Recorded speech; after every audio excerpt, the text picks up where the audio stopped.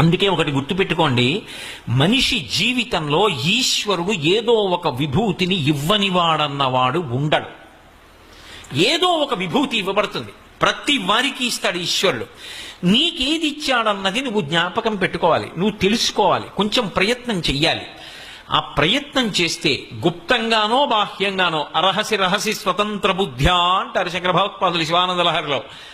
అది అతని జీవితం ఒడ్డెక్కడానికి, అతని జీవితం తరించడానికి కారణమవుతుంది.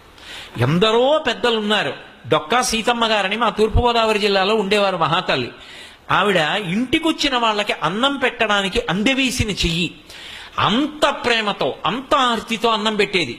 అటువంటి తల్లి శరీరం విడిచిపెట్టిన రోజున ఆకాశంలో జ్యోతి రూపంలో వెడుతుంటే ఇద్దరు మహావిద్వాంసులు అగ్రహారంలో కూర్చుని మాట్లాడుకుంటున్నారు అమలాపురం దగ్గర. ఆవిడ జ్యోతి వెడుతుంటే చూసి